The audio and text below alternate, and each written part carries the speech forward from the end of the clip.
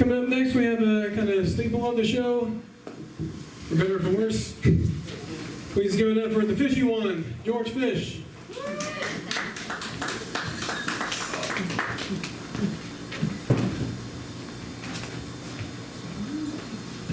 All right, let's hear it for the birthday boy, Brent Smith.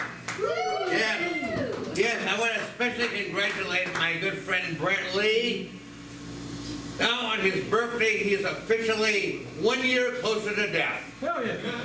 And Brent, birthday boy, I have a present for you. Come up and get it.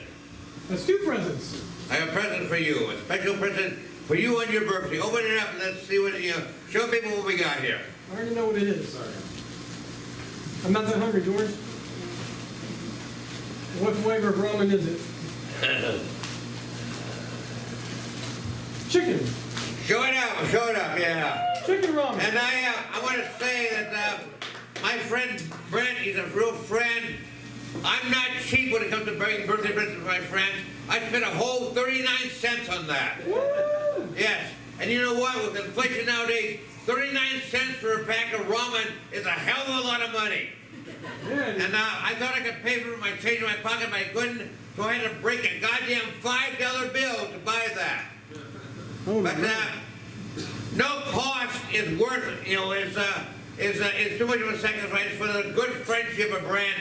And I'm going to say my friendship is all of 39 cents worth. Seems a little high, but I'll take it.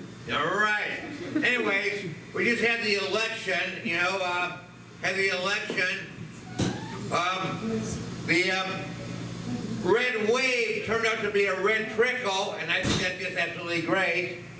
What was going to be a red sea turned out to be a red tint, as Stephen Colbert said. That's what you get when you wash your Ku Klux Klan robe with a mega hat. And when the election happened, I was thinking of the Howlin' Wolf's great blues song, Killing Floor, and the Republicans ended up on the killing floor. And I want to say, it couldn't happen to a nicer bunch of old assholes. And, John, despite his stroke, John Fetterman beat Dr. Oz, and that carpetbagger now has to go back to New Jersey, where he came from. And he can't be a senator, like Dr. Oz can't. He has to pursue his old career of being a TV quack. But J.D. Vance won in Ohio, and that's a shame.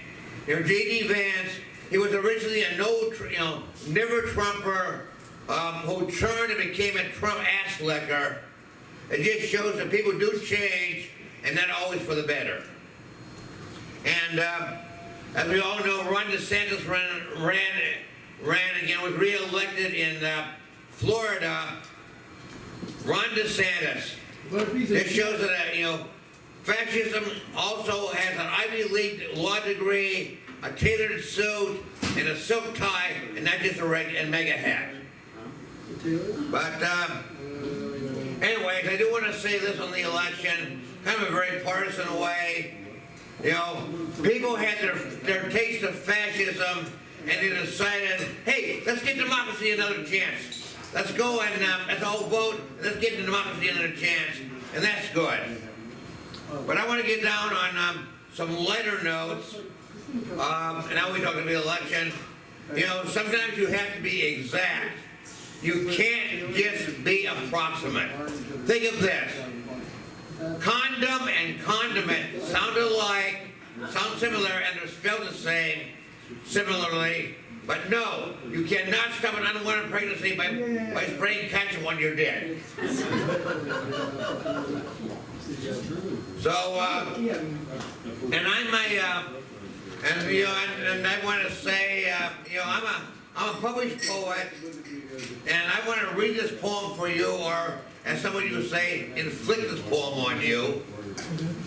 It's about a song I learned in grade school. We used to hear this in first grade. Go tell that roadie, go tell that roadie, go tell that roadie, the old Grey Gooses did. But what if you don't give a shit that the old Grey Gooses did? You might write a poem like this. which has the arcane, highly symbolic title of "Go Tell Aunt Rhody to Fuck My Ass." So anyways, here we go. Who gives a fuck that the old Grey Goose is dead, Aunt Rhody? Who gives a fuck? The motherfucker had been around for what seemed forever. It had to go sometime. So why are you bitching that the old Grey Goose is dead? Did you ever think it might be a good thing that the motherfucker's dead? Did you? No, you're just crying because your stupid bird is dead. Well, fuck it, Aunt Rhody. I'm glad the motherfucker's dead. It was a nasty motherfucker anyway, always honking and biting. So really, Aunt Rhody, who really cares that the motherfucking old Grey Goose is dead? Not me, that's for damn sure. And I don't have a real long set tonight. I am glad that some of my friends came out.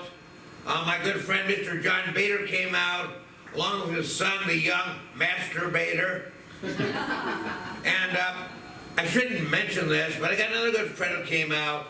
He's underage, but he has a really convincing ID that almost always gets him in. Only trouble is if you look at the ID closely, it shows that he's 77 years old.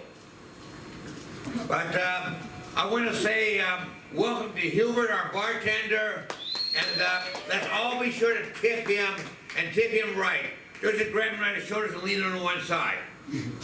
And also, Hubert is an honest bartender, so that if he thinks you over-tipped him, he will voluntarily give you change. Whoa! And on that note, I'm out of here.